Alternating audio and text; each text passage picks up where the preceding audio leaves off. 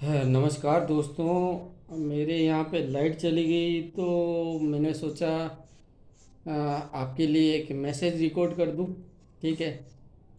तो मेरा ये कहना है कि अभी जो अशोक गहलोत साहब ने एक योजना शुरू की थी अभी, मोबाइल अपने बहनों के लिए, लड़कियों के लिए। तो इसी तरह से हम विकलांगजनों के लिए भी बहुत सारी मांगों पर काम कर सकते हैं। क्या है कि चुनाव के हम बहुत नज़दीक हैं। ठीक है, बहुत जल्दी चुनाव होने वाले हैं और इस समय अशोक गहलोत सरकार काम करने के मूड में है, कुछ देने के मूड में है। और ऐसे समय हमें चुपचाप नहीं बैठना चाहिए, हमें कुछ न कुछ मांग करनी चाहिए सरकार से। क्योंकि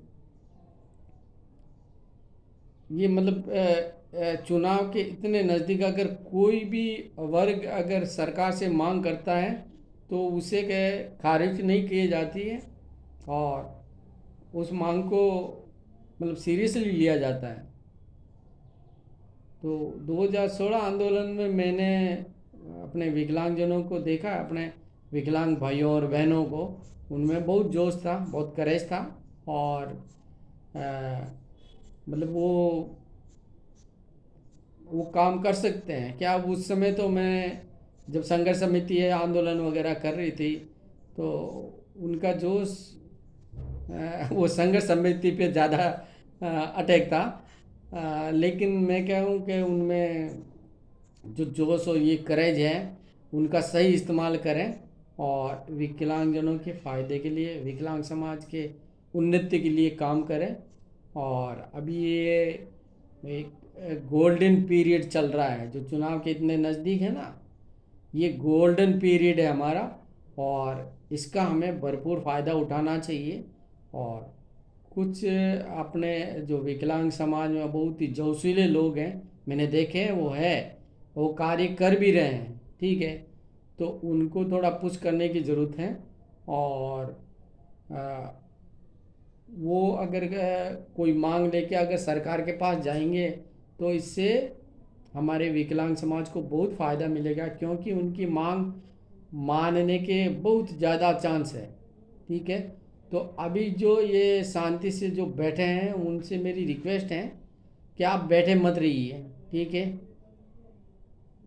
आप अगर विकलांग समाज के उन्नति के लिए और विकास के लिए आप मतलब साल भर काम करते हैं, 5-5 साल काम करते हैं, तो अब ये गोल्डन पीरियड चल रहा है। इस गोल्डन पीरियड में आपका चुप रहना या शांति से बैठ जाना बिल्कुल ठीक नहीं है।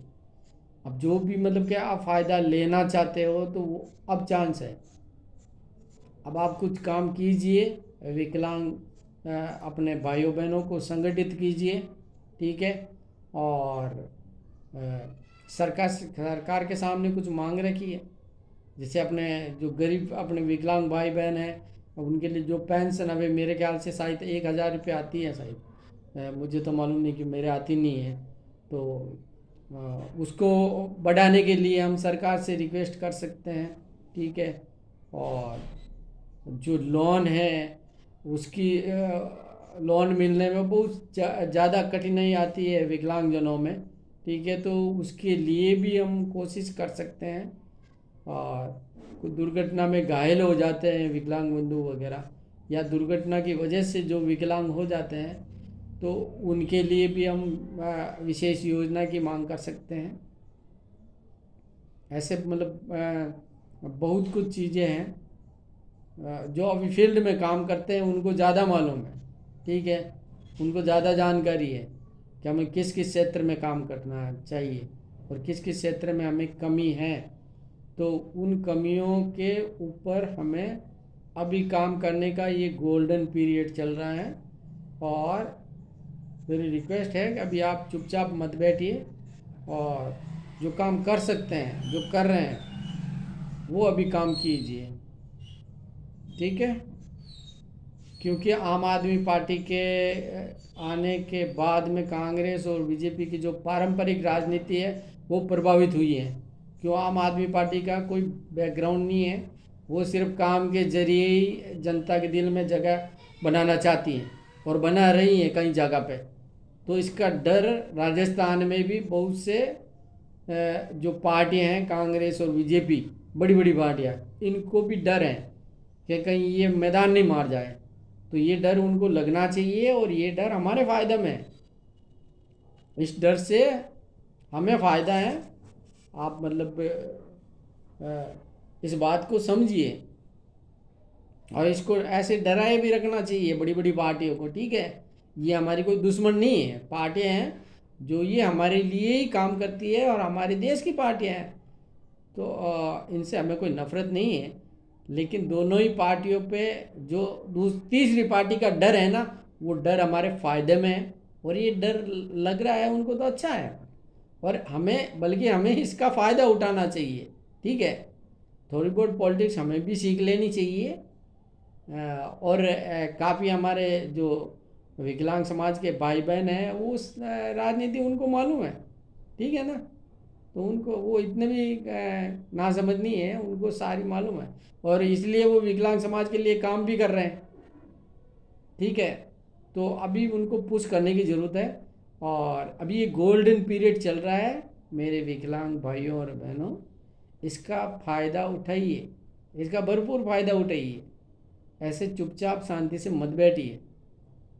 ठीक है, अब मैं तो क्या है कि अभी काम करने में सक्षम नहीं हूँ, कि मेरे कुछ निजी कारण हैं, कुछ स्वास्थ्य कारण भी है। स्वास्थ्य मेरा ऐसे ही है कि मैं अभी इतना एबल नहीं हूँ।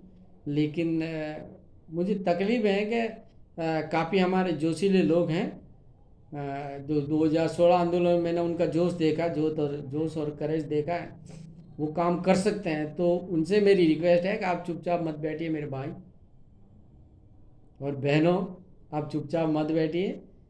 ये गोल्डन पीरियड है, इसका भरपूर फ़ायदा उठाइए। ठीक है, बहुत बहुत धन्यवाद। जय हिंद, विकलांग एकता जिंदाबाद।